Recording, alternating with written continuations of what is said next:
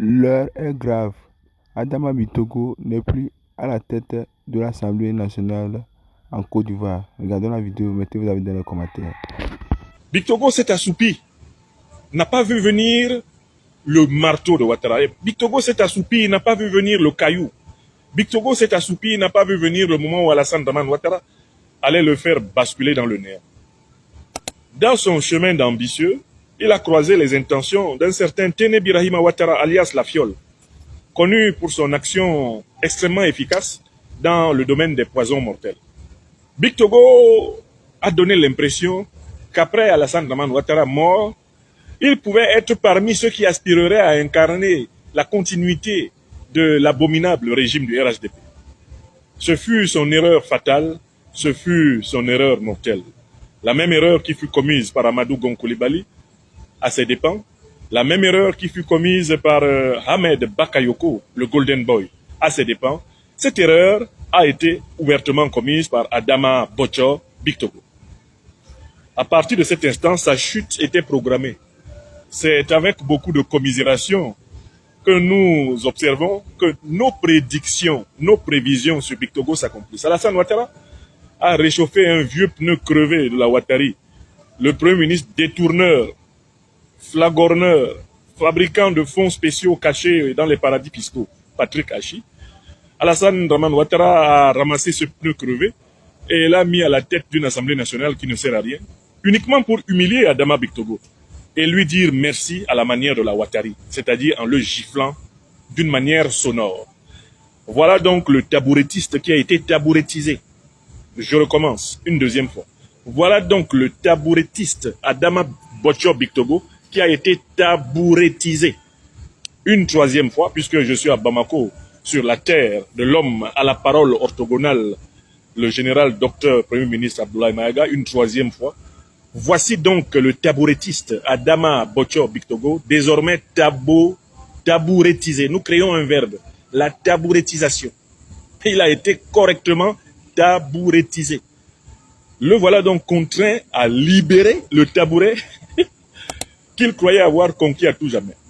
D'où on doit conclure qu'Adama Bictogo est une figure contemporaine de Judas Iscariote, le traître biblique, celui qui livra le Christ en pensant que le Christ échapperait en tant que fils de Dieu et que lui empocherait tranquillement les 30 deniers de la trahison, avant de se rendre compte que sa livraison était en réalité une auto-livraison. Grosse erreur du président de l'Assemblée nationale, Adama Bictogo. Récemment, il a été invité sur France 24 pour une interview où on lui a posé un certain nombre de questions par rapport à la situation politique en Côte d'Ivoire. Le président de l'Assemblée nationale a fait des erreurs de communication politique. Certes, l'éloquence y était, mais la substance politique n'y était pas du tout. Et il est possible même qu'il y ait des représailles, peut-être au niveau de sa carrière en tant qu'entrepreneur, peut-être au niveau de son appartenance au RHDP, ou bien peut-être même au niveau de sa carrière politique tout simplement. Mais le RHDP est le parti où, lorsqu'il y a dépassement bien bavure des cadres du parti, il y a toujours représailles depuis la haute chambre du parti au pouvoir. Donc il y aura forcément quelque chose. La première erreur qu'il a commise, c'est la question fatidique. Il s'est laissé prendre par le piège de la question fatidique. La question fatidique, c'est lorsqu'on demande au cadre du RHDP vos ambitions présidentielles, si le président Alassane Ouattara décide de ne pas être candidat, eux tous, ils ont le même discours. Le discours, il est constant, je ne suis pas intéressé par l'élection présidentielle. Je remercie le président Alassane Ouattara parce qu'il m'a pris ici, il m'a fait monter ici. Nous, on n'a pas. Eux tous, ils répondent la même chose. Mais le président Adama Bictogo a eu l'audace de dire qu'il est un homme de mission. Il a répondu à la mission municipale à Yopougon. Il a répondu à la mission législative à l'Assemblée nationale avec 99%. C'est une sorte de lever un peu le ton du discours. Peut-être même mettre une certaine pression sur le président Alassane Ouattara. Mais je suis sûr d'une chose, c'est que la direction artistique, bon disons la direction politique du RHDP n'est pas d'accord avec ça. Ça c'est sûr. Parce que tous les cadres du RHDP s'alignent à dire que le président Alassane Ouattara est notre champion, c'est notre candidat, à part lui, il n'y a personne. Donc dire que je suis un homme de mission, on est rappeler qu'il est un homme de mission de manière publique.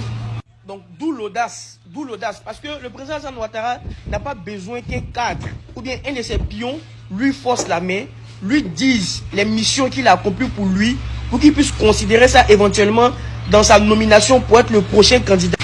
De surcroît le faire de manière publique. Et la raison pour laquelle il me dit que ce n'est pas une erreur, c'est que c'est sur France 24. Les hommes politiques, lorsqu'ils vont à des émissions politiques, ils se préparent. Donc s'ils se préparent 7 fois sur 10 lorsqu'ils vont à la RTI. Sachez que si c'est 6 France 24, ils se préparent 10 fois sur 10. Parce que le cadre est plus solennel. On ne va pas se mentir. Une interview politique sur France 24 n'est pas la même qu'une interview politique sur la RTI. Deuxième erreur.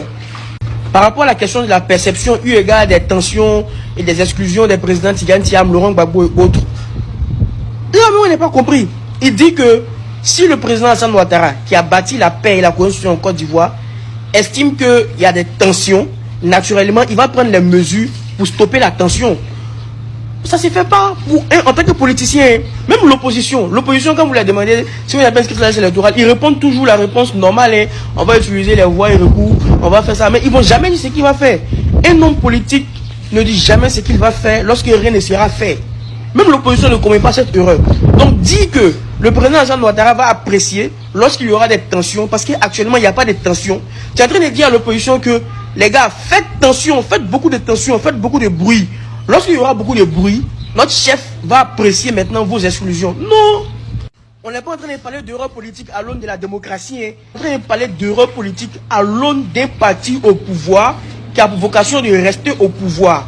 Donc, donner ce flanc-là à l'opposition, c'est les motiver, c'est les régaillardir à se remettre en troupe pour remuer le pays et mettre le président Alassane Ouattara maintenant dans une position où il va éventuellement considérer les tensions.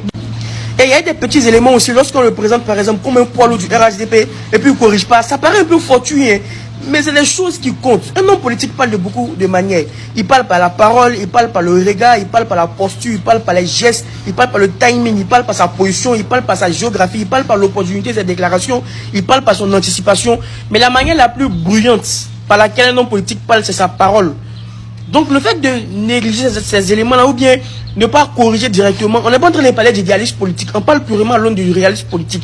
Même le président Laurent Gbagbo dans son parti, vous allez voir que rarement les soldats du président Laurent Gbagbo vont accepter d'être appelés comme des poids lourds. Non, là-bas, la sociologie électorale est sorte que les trois grands partis politiques là, il y a un seul poids lourd RHDP, il s'appelle Alassane Ouattara.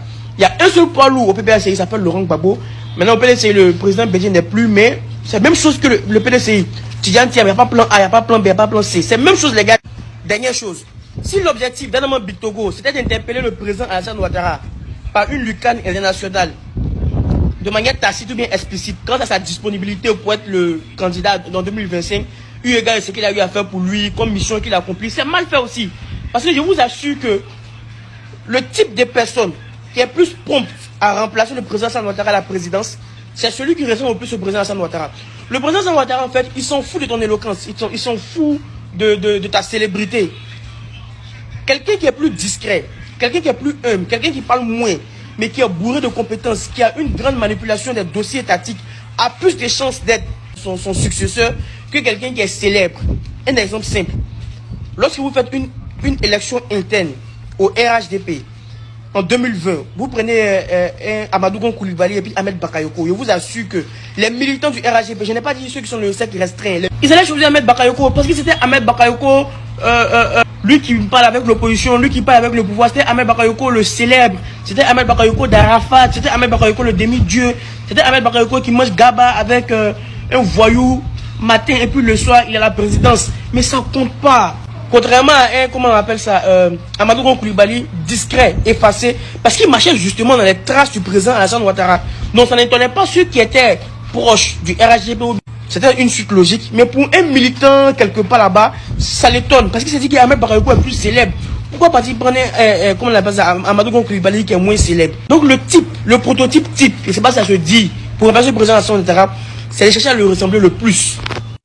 Et je me rappelle, on faisait un cours en licence 2 où on faisait la différence entre un criminel, un djihadiste et puis un terroriste. Donc, il y a une partie du cours qui disait qu'il y a un auteur qui s'appelle César Lombroso. Il disait que le type criminel est un individu atavique et amoral qui commet des forfaitures par nécessité biologique et puis il a une grande mâchoire. Ça me faisait un peu rire, mais c'est maintenant que je comprends.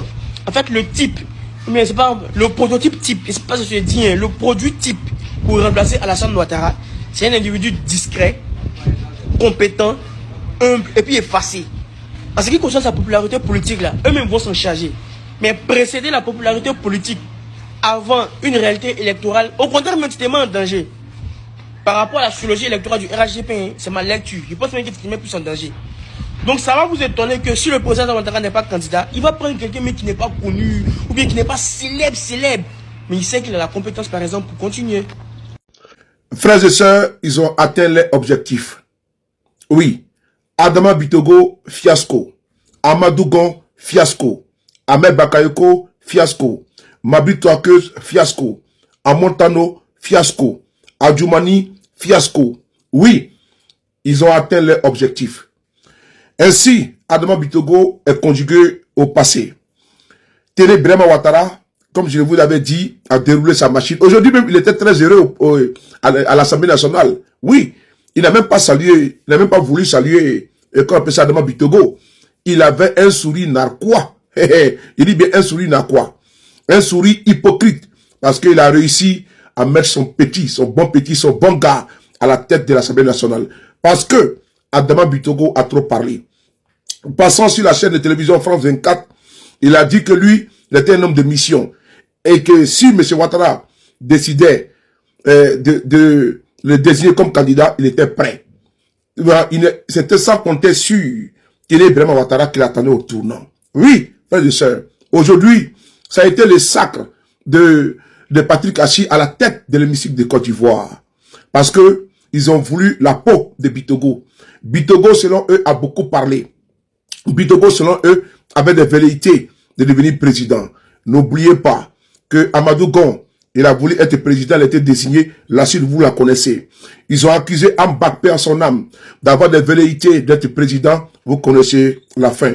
Ils ont accusé Guillaume Soro d'avoir des intentions d'être président, vous connaissez la fin. D'ailleurs, on va écouter si un monsieur qui parle si bien de ceux qui veulent être candidats au RADP. On l'écoute ensemble. On écoute. Est-ce que vous avez vu au sein du RADP quelqu'un lever le doigt qui veut être candidat? S'il l'a dit, peut-être c'est devant sa femme. Waouh. Est-ce que vous avez vu au RADP quelqu'un qui lève son doigt pour dire qu'il va être candidat? Non. S'il l'a dit, peut-être que c'est devant sa femme. Adjoumani a raison. Mais si tu le dis publiquement, si tu as des démarches, des intentions d'être président en Côte d'Ivoire, sous le RADP, ta place est où? Est au garage. Je ne peux pas dire est dans la tombe, ou bien en prison, ou bien en exil. En exil, avec le cas de M. Guillaume Soro. Dans la tombe, avec le cas de Ambak. Sans oublier, même les opposants qui veulent être candidats en Côte d'Ivoire sont persécutés, qui veulent être présidents sont persécutés, sont pourchassés. Aujourd'hui, c'est l'humiliation totale qui a été déversée sur Adama Bitogo.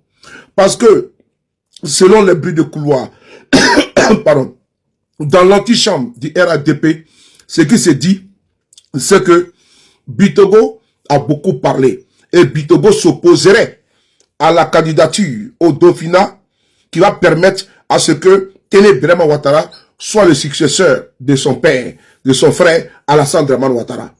Et Téné Birama Ouattara a décidé d'écraser tous les potentiels candidats à l'élection présidentielle, pour ne pas dire pour succéder à M. Ouattara. Et donc lui, il s'est dit légitime pour pouvoir prendre les rênes, pour pouvoir prendre le trône. Et donc, Bitogo, qui avait des intentions, qui est le maire de Yopougon, député de Yopougon, qui était un influent cadre, est dans l'œil du cyclone. Le cyclone, c'est celui-là, Téné Birama Ouattara. On va ici écouter le message qui a été adressé à M. Bitogo par M. Patrick Achi aujourd'hui. On écoute ensemble. Merci. Monsieur le Président, chers frères, félicitations et que Dieu soit au rendez-vous de toutes tes entreprises. Je salue enfin, avec toute la chaleur de mon amitié, mon prédécesseur, mon frère, le président Adama Bitogo.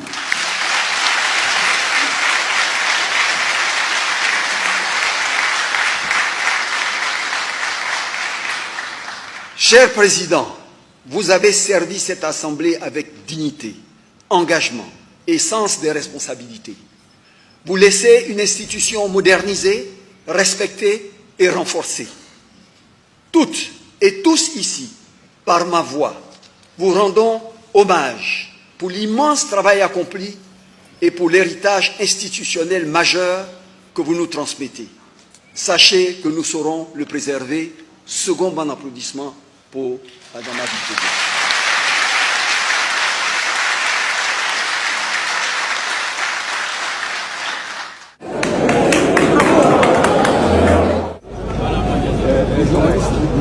Monsieur le Président, chers frères, félicitations et que Dieu soit au rendez-vous de toutes tes entreprises. Merci. Monsieur le Président, chers frères. C'est dans la honte que Adama Bitogo a quitté l'Assemblée nationale de Côte d'Ivoire aujourd'hui. Vous voyez, c'est dans la honte qu'il est parti. Parce qu'il y a une crise profonde. Quand M. Guillaume Soro a été contraint à démissionner, il y avait une crise. Pour éviter que la crise puisse aller loin, M. Guillaume Soro a préféré démissionner. Et qui avait été envoyé pour convaincre M. Guillaume Soro de démissionner? C'était Ibrahima Ouattara. Et ce n'est pas fini. Quand M. Bitogo vient à la tête de l'hémicycle, c'est à cause de quoi? C'est parce qu'il y avait une crise. Mais cette crise-là, c'était dû au décès de Amadou Soumaoro. Et donc, si Bitogo est parti aujourd'hui, c'est parce que ça ne va pas du tout au RHDP. Ça, c'est la conséquence directe de ceux-là même qui ont des velléités, comme l'a dit Adjoumani, d'être président. Il faut le dire à ta femme dans la chambre.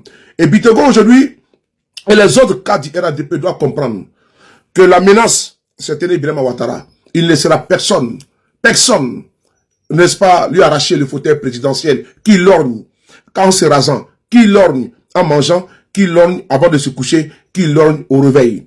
Adama Bitogo, fiasco. Bakongo, fiasco. Adjoumani, fiasco. Ahmed Bakayoko, paix à son âme, fiasco. Amadougon, fiasco. Le seul qui aujourd'hui est au centre et dans l'épicentre de tous ces fiascos-là, c'est Ibrahima Ouattara.